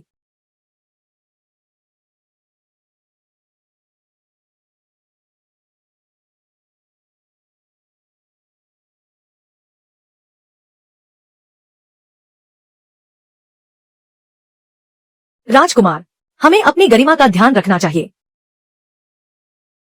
मैं समझ गई। तुम दोनों को इतनी दूरी बनाने की जरूरत नहीं है। मैंने खा लिया। तुम लोग जारी रखो, जारी रखो। तुम क्या बड़बड़ा रहे हो? जी, जी, जी, फेंग सान, तुमने मुझे क्यों नहीं मारा? हत्या के आदेश के बारे में मैं पहले ही जान चुकी हूं। तुमने 3 दिनों तक मेरी जान बचाई, मुझे यानलियांग वापस भेजा। अगर तुम नहीं होते तो मैं कब की मर चुकी होती। सही कहा, मैं इतनी खतरनाक जो हूं, कोई चारा नहीं था। मुझे क्यों नहीं मारा? तुमने हत्या का काम लिया था। अगर तुम मुझे मार देते तो तुम्हें और इनाम नहीं मिलता, क्योंकि तुम मेरी खूबसूरती पर फिदा हो गए थे। मैं फेंग सान सुंदर लोगों को नहीं मारती, और तुमने कहा था कि तुम मुझसे शादी करोगे। तो फिर मैं तुम्हें कैसे मरने दे सकती हूँ? कल मैं सेना भेजने वाला हूँ। अगर मैं हार गया तो मौत निश्चित है। तब तक तुम मौका देखकर भाग जाना, समझ गई? मैंने सब इंतजाम कर दिया है। सब खत्म होने के बाद कोई तुम्हें ढूंढ लेगा और मेरा वादा किया हुआ इनाम तुम्हें दे देगा। अभी नहीं दिया क्योंकि तुम संभालना मुश्किल हो, मुसीबत खड़ी कर दोगी। ठीक है फू बेईवेई, क्या तुम वाकई गद्दार बनना चाहते हो? क्या तुम्हें इतिहास के पन्नों में बदनाम होने का डर नहीं? गद्दार, आखिरकार तुम गद्दार ही हो। सम्राट को गद्दी पर बैठे काफी समय हो गया है। तुम सत्ता उन्हें वापस क्यों नहीं सौंप देते? और तुम सत्ता की बागडोर थामे हुए हो, दरबार के बड़े अधिकारियों को अपने परिवार के वफादारों से बदल रहे हो। यह पूरी दुनिया क्या तुम्हारी और तुम्हारे परिवार की जागीर बनने वाली है? तुम्हारी हिम्मत कैसे हुई फू बेईवेई? अगर तुम जबरदस्ती शहर का दरवाजा तोड़ोगे तो गद्दारी का इल्जाम तुम पर पक्का लग जाएगा। मेरा ज़मीर साफ है। अगर तुम आत्मसमर्पण नहीं करोगे तो मुझे जबरदस्ती अंदर घुसना पड़ेगा। जरा रुको।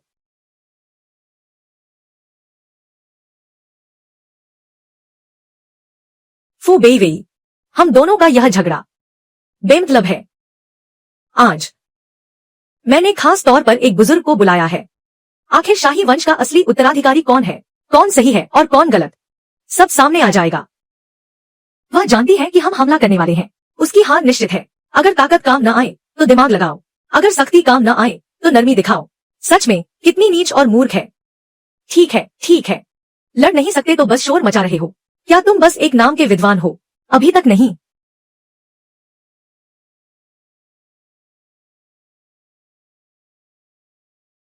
नियमों का उल्लंघन नहीं किया जा सकता।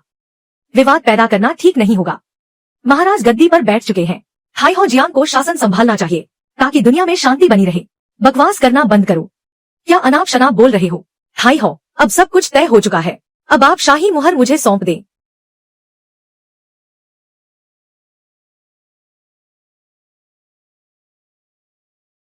नींद आ रही है। कुछ तो गड़बड़ है।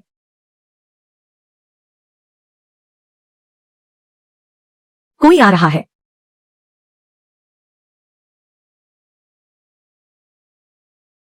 क्या हुआ? नीशेंग वांग, नियेशेंग वांग, क्या तुम्हें याद है स्वर्गीय राजा ने नानही में एक सेना तैयार की थी, 3 लाख शाही रक्षकों की सेना। अब मैंने उस सेना को यहां बुला लिया है। फू बेईवेई, तुम्हारे पास केवल 1.5 लाख सैनिक हैं। तुम हार गए। बहुत खूब, तुम बुढ़िया किस वैधता की बात कर रही हो? इतनी देर से यही कर रही थी। तुम सिर्फ समय बर्बाद कर रही थी, अपनी उस सेना का इंतजार कर रही थी। यह शाही रक्षक सेना स्वर्गीय सम्राट द्वारा योंगकांग राजकुमारी को जन्मदिन के उपहार के रूप में दी गई थी। पूर्व दरबार के नपुंसक, वे केवल योंगकांग राजकुमारी की मुहर के आदेश मानते हैं, किसी और के नहीं। अफसोस, योंगकांग राजकुमारी पर हमला हुआ था। थाईहो को यह पता नहीं था, इसलिए उन्हें थाईहो जियांग के आदेश मानने पड़े। वंग्या राजकुमार, अब क्या करें? डरो मत। क्या कोई संभावना है? मेरे पास है। यह कैसे हो सकता है? तुम कहां से लाई? यह कैसे हो सकता है? क्या मैं उस समय मंत्रालय के मंत्री की हत्या करने नहीं गई थी? मैंने उसकी बातों से ही उगलवा लिया था। एक छोटा सा खजाना, सोचा जाकर देख लूं।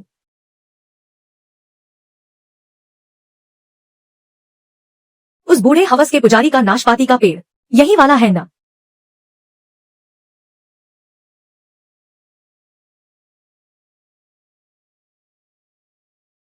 मिल गया, मिल गया, मिल गया।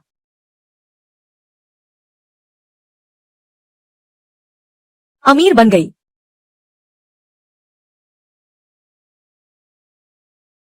अमीर बन गई, अमीर बन गई।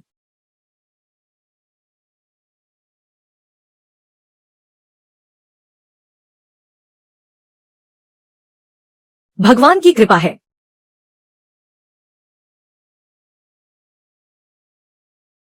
योंगकांग राजकुमारी, पुरानी शाही वस्तु, काफी कीमती होनी चाहिए। इसे पकड़ो। जल्दी, जल्दी दिखाओ मुझे। यह वास्तव में योंगकांग राजकुमारी की मुहर है। असली है, कोई नकल नहीं। बिल्कुल सही। अफसोस, योंगकांग राजकुमारी की हत्या कर दी गई थी। हड्डियों का भी पता नहीं चला। शायद, क्या कोई और संभावना है? मैं ही योंगकांग राजकुमारी हूं। यह जेड पेंडेंट, यह जेड पेंडेंट। यह कहानी थोड़ी बनावटी लग रही है। 3. जब योंगकांग राजकुमारी पर हमला हुआ था, वह 16 वर्ष की थी। मैंने उसे देखा है। वह तुम्हारी तरह नहीं दिखती। मैं बुरी तरह घायल हो गई थी। घाव भरने के बाद मेरा चेहरा बदल गया। तो फिर तुम महल वापस क्यों नहीं गई? मैं वापस क्यों जाती? महल की राजनीति बहुत उलझी हुई है। अगर मैं वापस जाती तो फिर से हमले का इंतजार करती। मुझे लगता है कि तुम्हारी बात में दम है।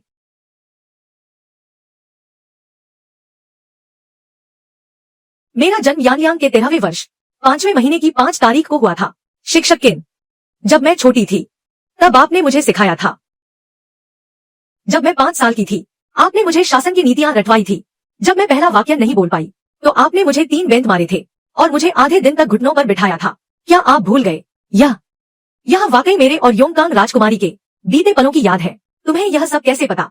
क्योंकि मैं ही योंगकांग हूँ। और तुम? फू भैया, बचपन में तुम मुझे घुड़सवारी सिखाते थे। घोड़ा बिदक गया था। मुझे बचाने के चक्कर में तुम्हारी टांग टूट गई थी। तुम्हें ठीक होने में पूरे 3 महीने लगे थे। क्या तुम्हें याद है? यह पीछा, यह सही है। सब मिल गया। यह राजकुमारी है। यह सच में राजकुमारी है। किन परिवार के लोग? तुम सठिया गए हो क्या? कोई भी राह चलता राजकुमारी होने का ढोंग कर सकता है। मैं राजकुमारी को नमन करता हूँ।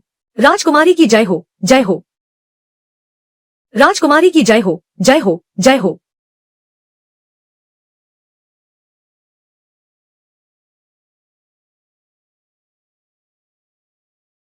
शिक्षक, क्या तुम सच में सठिया गए हो?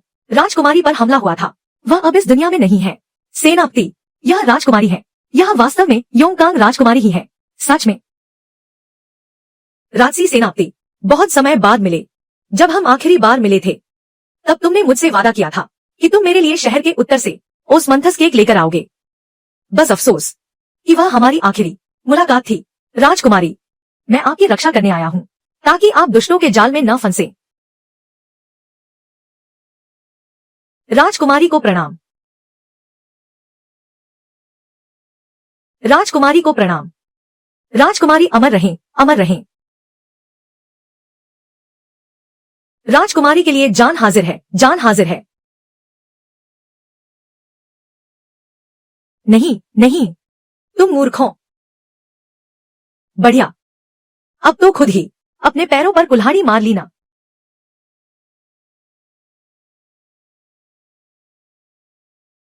राजकुमारी, काम क्यों रही हो? बात, अगर मैं सच में राजकुमारी होती तो मैं कापति। तो तुम्हें कैसे पता? बाद में देखेंगे, पहले जरूरी काम निपटा लें। फू बेवे, सोचना भी मत।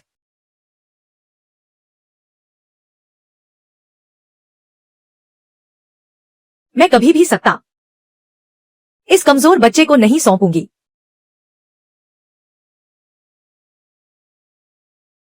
हाई हाउ जियांग, आपकी उम्र हो चली है। अब समय आ गया है कि आप महल में आराम से अपना बुढ़ापा बिताएं। बी आगे से बी, फिर कभी मत दिखना दरबार में। तुम कब ऊपर आए?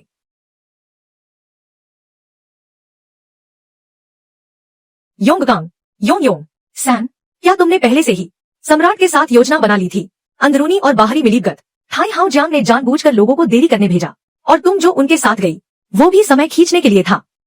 तुम बस इंतजार कर रहे थे कि छोटा सम्राट शहर की दीवार पर चढ़े और थाई हाउ जियांग को पकड़ ले, है ना? तुम काफी चतुर हो।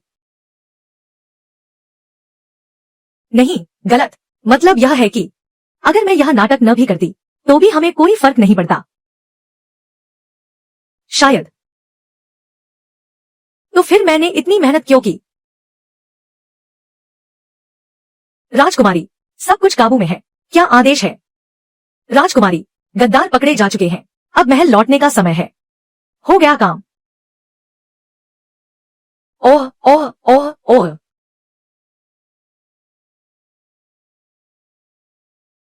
अरे, स्वर्ग की आज्ञा से सम्राट का आदेश है। आंतरिक विद्रोह शांत हुआ, दुश्मन परास्त हुए, जियांग परिवार का शासन खत्म हुआ, राजनीतिक संकट टल गया। निशेपिंग वांगफू बेवे विद्रोह दबाने में सफल रहे, देश को सुरक्षित किया, राजकुमार की उपाधि दी जाती है। सैन्य और राजनीतिक मामलों के प्रमुख योंगकांग राजकुमारी की सुरक्षित वापसी ईश्वर की कृपा है। राजकुमारी का महल वापस सौंपा जाता है। स्वीकार करें। सम्राट अमर रहें, अमर रहें। उठो। धन्यवाद महाराज।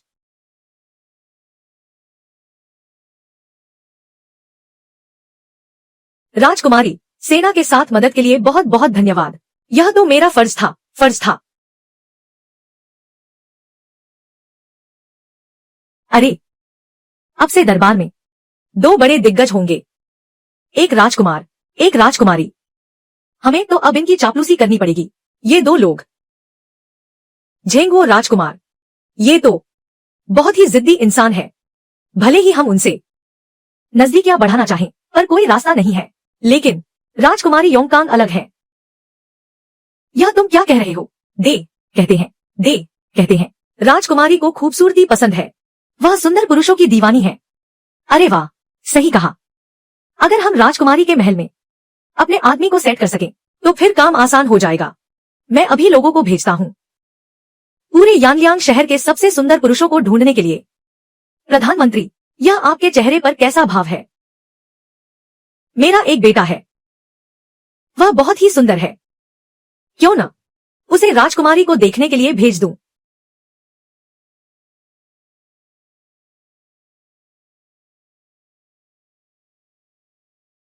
महाराज, हाल ही में सभी अधिकारी राजकुमारी को सुंदर पुरुष भेंट कर रहे हैं, दिखावे के लिए, सेवा करने के बहाने। असल में राजकुमारी को लुभाने की कोशिश है। ओह, राजकुमारी को खुश करने के लिए एक एक करके कितनी मेहनत कर रहे हैं। प्रधानमंत्री तो यहाँ तक सोच रहे हैं कि अपने इकलौते बेटे को राजकुमारी के महल भेज दें। उनकी नजर तो सत्ता की कुर्सी पर है। यह भी सही है। राजकुमारी अभी वापस लौटी है, महल में थोड़ी चहल पहल तो होनी ही चाहिए। तो फिर मैं भी भेजता हूँ। मेरा आदेश है, सबसे सुंदर युवाओं को चुनो, राजकुमारी के महल भेज दो। जी। और फू बेइवेई, झेंगुओ राजकुमार को बुलाओ, मुझे उनसे कुछ चर्चा करनी है। जी।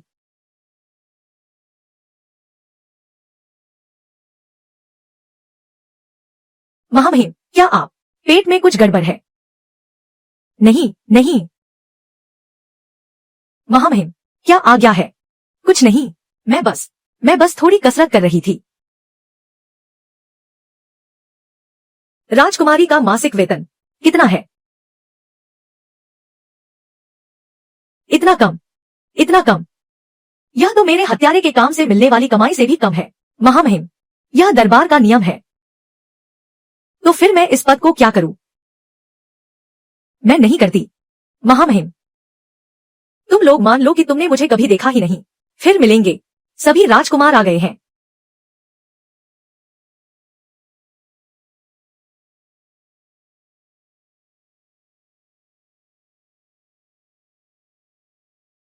राजकुमारी को प्रणाम।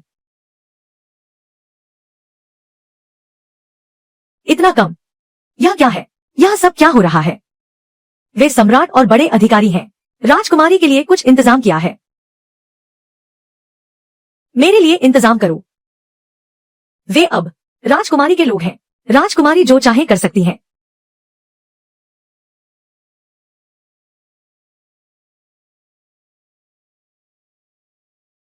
प्रणाम राजकुमारी। क्या आपको हमारी सेवा की आवश्यकता है? महामहिम, मैं आपका मनोरंजन करने के लिए तलवारबाजी कर सकता हूँ। क्या आप देखना चाहेंगी? महामहिम, मैं चुटकुले सुना सकता हूँ। मैं राजकुमारी को खुश कर ही दूंगा। मैं कुछ भी कर सकती हूँ। कोई दिलचस्पी नहीं। अरे नहीं, तुम लोग वहीं खड़े रहो। हे भगवान, राजकुमारी, भले ही पैसे कम हो, पर खाना सच में बहुत अच्छा है।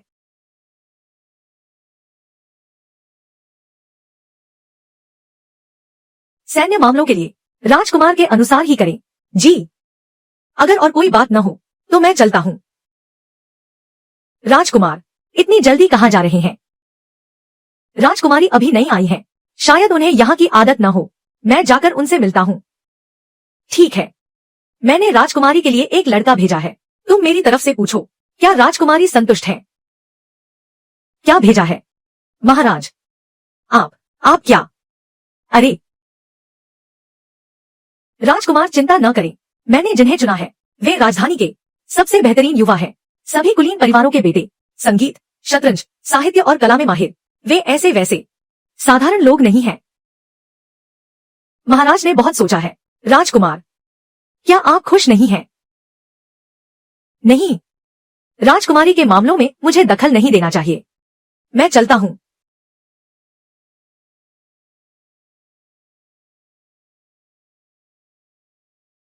सच में परवाह है। राजकुमारी, शर्माओ मत। अरे शर्माओ मत। राजकुमारी, शर्माओ मत। वहीं रुको। राजकुमारी, क्या आप हमारे साथ खेलना चाहती हैं? नहीं नहीं, महामहिम, आप हमसे छिप रही हैं। अरे नहीं नहीं नहीं नहीं। राजकुमारी, तुम लोग पास मत आओ। अगर राजकुमारी को पकड़ लिया तो आज रात उनकी सेवा का मौका मिलेगा। नहीं नहीं नहीं। महामहिम, महामहिम, महामहिम, जरा देखिए। राजकुमार पधार रहे हैं। क्या यह भी राजकुमारी की सेवा करने आए हैं? प्रणाम राजकुमार। तुम कौन हो? प्रधानमंत्री का बेटा। जी हाँ, प्रधानमंत्री भी बड़े दिलचस्प हैं। अपने बेटे को ही यहाँ भेज दिया। क्या तुम सफाई नहीं दोगे? मुझे कुछ नहीं पता। ये खुद ही यहाँ आने के लिए मरे जा रहे थे। क्या तुम वजीर के बेटे हो? क्या तुम्हें लड़कों में दिलचस्पी है? क्या यह सच है? हाँ। मैं ऐसा नहीं हूँ। यह सब मेरी किस्मत का खेल है। क्या वाकई ऐसा है? निश्चिंत रहें वंग्या। मैं और राजकुमारी खूब मजे कर रहे थे। मैंने ऐसा कुछ नहीं किया। बकवास बंद करो। मजा कुछ खास नहीं। तो तुम उनके साथ क्या करने का इरादा रखती हो? क्या उन्हें रात भर यहीं रखोगी? क्या यह कुछ ज्यादा नहीं हो जाएगा? तो फिर दो को तुम्हारे साथ रात बिताने के लिए छोड़ देता हूँ।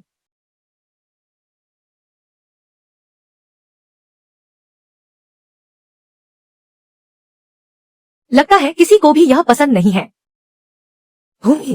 राजकुमारी को कुछ भी पसंद नहीं आ रहा। तो फिर राजकुमारी को आखिर पसंद क्या है? किस तरह के लोग? जिनके पास पैसा हो। कोई है वहां? मेहमानों को विदा करो। वंग्या, हमें तो महाराज ने भेजा है, तो उन्हें वापस महाराज के पास ही भेज दो।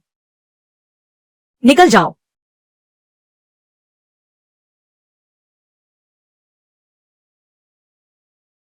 मेरा मन नहीं मान रहा। वंग्या, हम अगली बार फिर मिलने आएंगे। अरे दफा हो जाओ।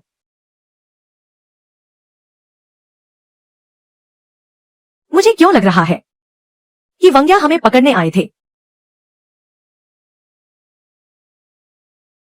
ओहो, चलो आखिरकार छुटकारा मिला। तुम तो फूलों के शौकीन नहीं हो, अब क्या हुआ? एक फूल भी नहीं तोड़ रही हो।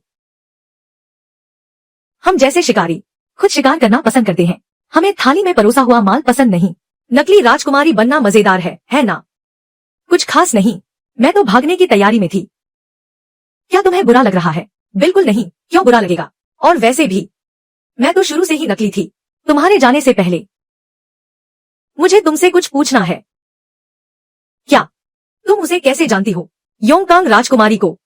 तुम तो उसके बारे में सब कुछ जानती हो। क्या तुम दोनों दोस्त हो, माँ की तरह? योंगकांग राजकुमारी, वह बहुत ही कोमल स्वभाव की थी। 7 साल पहले मेरे गुरु ने इतिहास का सबसे बड़ा काम हाथ में लिया था। लालटेन उत्सव के दौरान सम्राट की इकलौती संतान योंगकांग राजकुमारी की हत्या करना। लेकिन राजकुमारी की किस्मत अच्छी थी, हमारा हमला नाकाम रहा। मेरे गुरु का एक उसूल है, एक नियम है, अगर एक बार किसी को मारने में नाकाम रहे तो दोबारा उस पर हाथ नहीं उठाते। इसलिए योंगकांग न केवल बच गई बल्कि मेरे गुरु के साथ राजधानी से भाग गई। वह वापस नहीं जाना चाहती थी क्योंकि वापस जाने पर कोई ना कोई उसे मार देता। इसलिए गुरु ने उसे पनाह दी और वह मेरे साथ रहने लगी। उसने मुझे बहुत कुछ बताया था, महल के उन राजों के बारे में। उसमें से सबसे ज्यादा वो तुम हो। उसने कहा फू बेवे उसके सबसे अच्छे भाई हैं। उसने यह भी कहा बचपन में फू बेवे हमेशा उसे घुड़सवारी के लिए ले जाते थे। वो कितनी खुश थी। उसने कहा पता नहीं फू बेवे ने बाद में कभी उसे ढूंढा या नहीं। मैंने हमेशा उसे अपनी सगी बहन माना है। उसके खो जाने के बाद मैंने उसे बहुत ढूंढा। मैं तो एक अनाथ हूं। मैंने कभी महसूस नहीं किया योंगकांग की ये बातें। इसलिए जब वह मेरे साथ थी मुझे बहुत दिलचस्पी थी। अनजाने में ही मैंने सब याद कर लिया, यहाँ तक कि फू बेवे के प्रति मेरे मन में गहरी दिलचस्पी पैदा हो गई। उस काम को स्वीकार करते समय मैंने थोड़ी स्वार्थ भावना रखी थी। मैं देखना चाहती थी योंगकांग जिसे इतना पसंद करती थी वो भाई आखिर कैसा इंसान है। तो वो कहाँ है अब? वह अब नहीं रही। कैसे नहीं रही? 1 साल बहुत कड़ा जाड़ा पड़ा था। योंगकांग वैसे ही कमजोर थी, उसे ठंड लग गई। वह उस सर्दी को झेल नहीं पाई।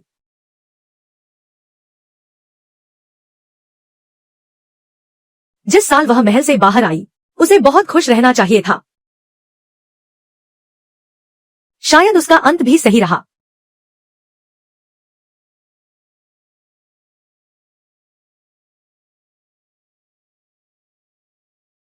वह दलिया बनाना जानती थी, भले ही अनाड़ी थी, फिर भी लकड़ी काटना सीखना चाहती थी। कुल्हाड़ी से लगभग अपने पैर पर ही मार ली थी। बाद में उसने शकरकंद भूनना सीख लिया। इतनी खुश थी जैसे कोई जंग जीत ली हो। उसने कहा यह उसकी जिंदगी में पहली बार था जब उसने आत्मनिर्भर होना सीखा, न कि दूसरों के सहारे जीना। वह महल की जिंदगी से बिल्कुल अलग जीवन था।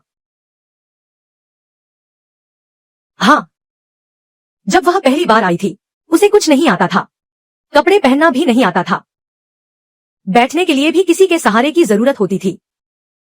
पर बाद में उसने खुद ही दरवाजे पर बैठकर बीज खाना सीख लिया, बाजार में मोल भाव करना सीख लिया। उस समय वह मुझसे भी ज्यादा शोर मचाती थी। वह हमेशा मेरे साथ।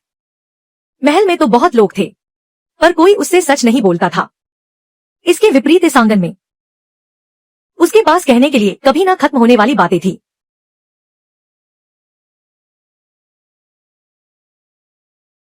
कुल मिलाकर योंगकांग उस साल बहुत खुशी से जी रही थी। शुक्रिया, तुम्हारे होने से ही मुझे ये सब पता चला।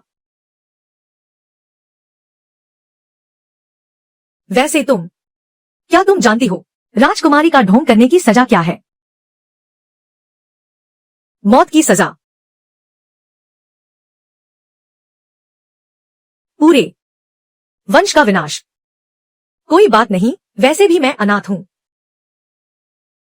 और क्या, मैंने यह तुम्हें बचाने के लिए नहीं किया था। तो फिर तुमने मुझे बचाया ही क्यों? वो तो बस इसलिए कि क्योंकि महाराज ने तुम्हें तुरंत बुलाया है। किस लिए? शाही अध्ययन कक्ष का मामला है। अभी महल चलो, वापस आकर बात करेंगे। क्या? मुझे भी तुमसे कुछ बात करनी है। फेंग सान।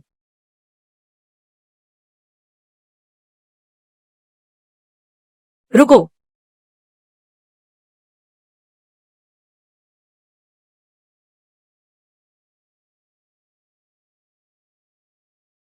काफी देर हो चुकी है। महाराज, आप थक गए होंगे। मैं आपको शयन कक्ष तक ले चलती हूँ।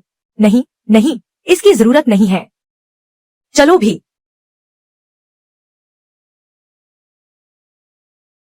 यह महाराज का आदेश है। उन्होंने ही रात भर में इसे तैयार करवाया है। यह बिस्तर महाराज को पसंद है। इस पर अच्छी नींद आती है। अरे नहीं, मुझे तो अपना वही सख्त और टूटा फूटा बिस्तर ही पसंद है। महाराज, क्या हुआ? कुछ नहीं। अरे महाराज, रुकिए। रुको। चलो। मैं चलो।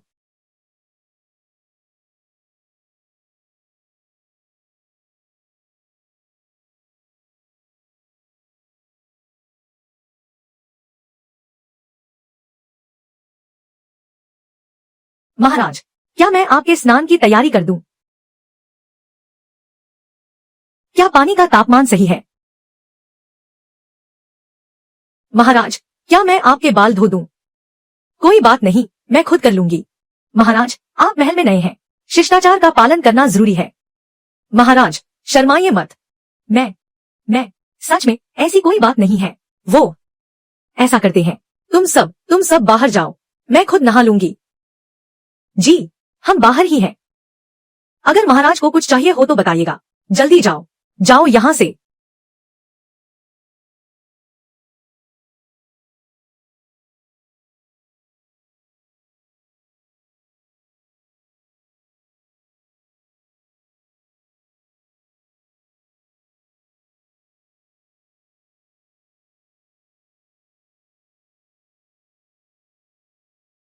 राजकुमारी का नाटक करना वाकई थका देने वाला है। कोई आश्चर्य नहीं कि योंगकांग वापस नहीं आना चाहती। अरे, उसने मुझसे पहले उसके वापस आने का इंतजार करो। तुम क्या बकवास कर रहे हो?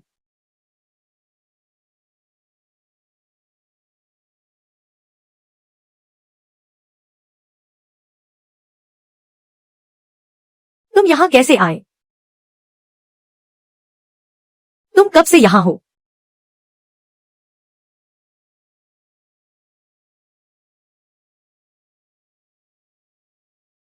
क्या तुम मेरे कपड़े उतारते समय से यहाँ हो? मुड़ो, मुझे कपड़े पहनने हैं। क्या कोई नहाते समय कपड़े पहनता है? मुड़ो।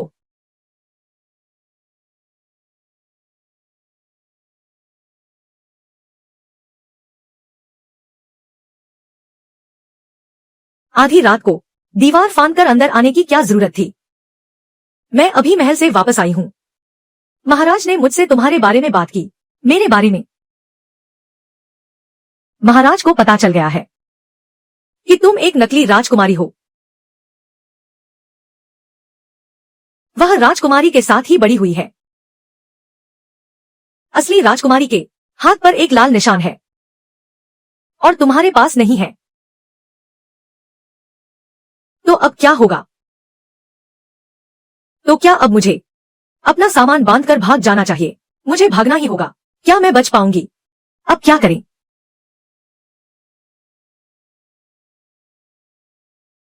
मैंने और महाराज ने एक जीवनदान का स्वर्ण पदक मांगा है। सच में? मगर सिर्फ एक ही पहचान काम आ सकती है। कौन सी पहचान? रीजेंट की पत्नी बनना। तो रीजेंट की पत्नी के पास पैसा बहुत होता है। मेरा सब कुछ तुम्हारा है।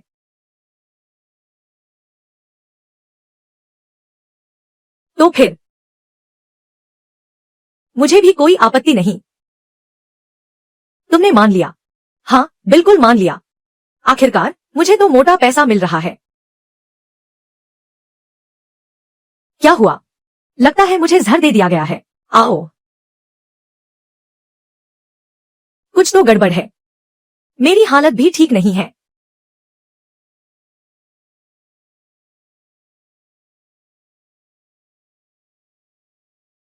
कामोत्तेजक दवा, बर्फ का पानी कोई है? मैडम, बर्फ के पानी की क्या जरूरत है? फू बेवे, शांत हो जाओ। बस थोड़ी देर की बात है, असर उतर जाएगा। तुम्हें इंतजार करना ही होगा। क्या बिना इंतजार किए काम नहीं चल सकता? राजकुमारी को गर्म पानी चाहिए। कोई बात नहीं, मैं जल्दी नहा लूंगी। तुम सब बाहर जाओ। राजकुमारी, मैं आपके कपड़े बदलवा दूं। अरे, जल्दी बाहर निकलो। जी राजकुमारी। फू बेवे, फू बेवे।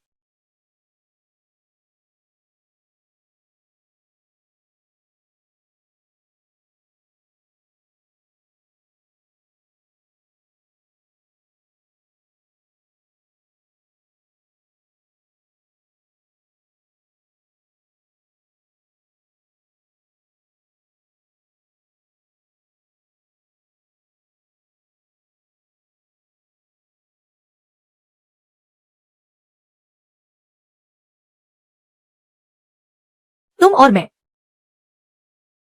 सावधान। मेरा इरादा तुम्हारी मजबूरी का फायदा उठाने का नहीं था। आखिर तुम मेरी पत्नी हो। तुम पहले जिंदा तो बचो, फिर मेरी सैलरी बढ़ा देना। तुम हंस क्यों रहे हो? हंस रहा हूं क्योंकि तुम बहुत बोलती हो। क्या तुम्हें मेरा शोर पसंद नहीं? मुझे पकड़ो मत। मुझे कोई शिकायत नहीं है। मुझे तो यह काफी पसंद है। शहर का दरवाजा बंद करो। फेंग सैन।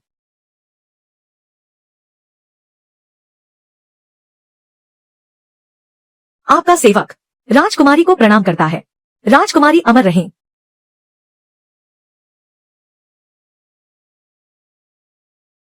शुभ रात्रि राजकुमारी महामहिम।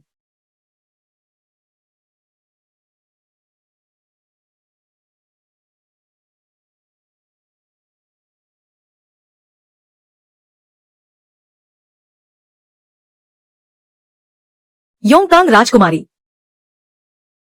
कितना दुखद है। क्या यह राजकुमारी अभी वापस नहीं आई थी? ज्यादा समय नहीं हुआ। हाँ, बड़ी मुश्किल से आम लोगों के बीच से ढूंढ कर लाए थे। अफसोस, किस्मत ही खराब थी। महल में कदम रखते ही चल बसी। महल जैसी जगह में खुशियां नसीब नहीं होती। सही कहा।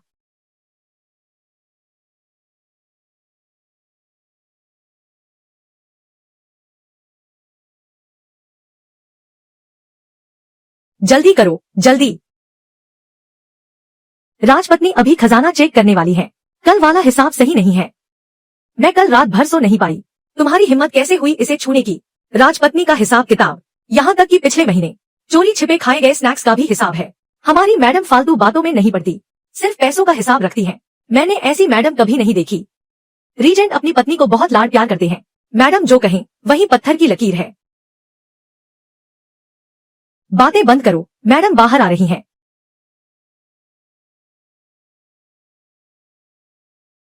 आओ, हिसाब देखो। मैडम, वो खजाने के पैसे मेल नहीं खा रहे हैं। बिल्कुल, मेल खा भी कैसे सकते हैं? फेंगसान, बारिश हो रही है। तुम्हारी जेब में। मैडम की नजरें बहुत तेज हैं। अरे मैडम, वंग्या को 3,000 की सैन्य निधि चाहिए। मंजूर। अरे रुको रुको। मैडम, हिसाब रखो। वंग्या को भी हिसाब रखना चाहिए। वंग्या को तो और भी ज्यादा हिसाब रखना चाहिए।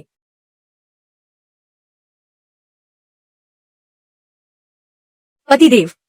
हेंग। हेंग। मैं अपने ही महल में पैसे खर्च कर रहा हूँ, क्या उसका भी हिसाब रखना होगा? बेशक, एक बड़ी रकम खर्च हुई है, हिसाब तो रखना ही पड़ेगा। ठीक है पतिदेव, चलिए मैं तुम्हें एक जगह ले चलता हूँ।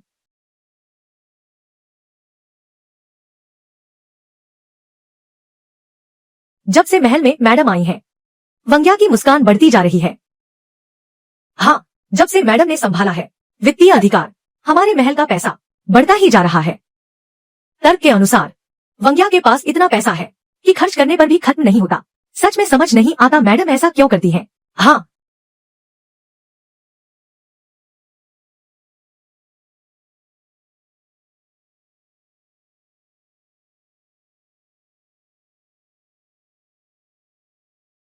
आज मौसम ठंडा है, ठंड से बचकर रहना, यही वह जगह है। यही है वह जगह जहां तुम मुझे लाना चाहते थे। हाँ बिल्कुल।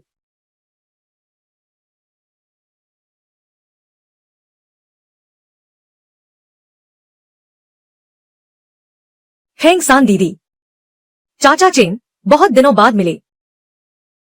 फेंग सान दीदी वापस आ गई। बच्चों, फेंग सान दीदी वापस आ गई है। फेंग सान दीदी, फेंग सान दीदी, फेंग सान दीदी, आप बहुत दिनों से वापस नहीं आई। फेंग सान दीदी, मुझे आपकी याद आई। अरे, आपकी फेंग सान दीदी अब कामयाब हो गई है। अब मेरे पास अमीर आदमी है। भविष्य में मेरे पास तुम लोगों को पालने के लिए और भी पैसे होंगे। मिठाई खाओ।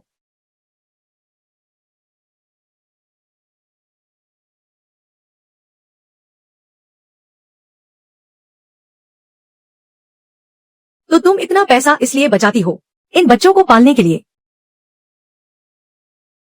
ये मेरे बच्चे नहीं हैं, इन्हें योंगकांग ने बचाया था। कुछ तो मानव तस्करों के हाथों से खरीद कर बचाया था, कुछ ऐसे ही थे। नतीजतन बच्चे बढ़ते गए, लेकिन जब सबसे ज्यादा पैसों की जरूरत थी, वह अब नहीं रही। मैंने उससे वादा किया था कि मैं इन बच्चों को अच्छे से बड़ा करूंगी। योंगकांग का तुमसे मिलना उसकी किस्मत थी। फेंग सान दीदी, फेंग सान दीदी, मुझे छोड़ो, मुझे फेंग सान दीदी को गले लगाना है। गले लगा सकते हो, लेकिन धीरे से, वरना मैं तुम्हारी पिटाई कर दूंगी। क्यों? क्योंकि फेंग सान दीदी के पेट में छोटा बच्चा है। फेंग सान दीदी, क्या सच में? छोटा भाई होगा या छोटी बहन, मैं बड़ा भाई बनूंगा।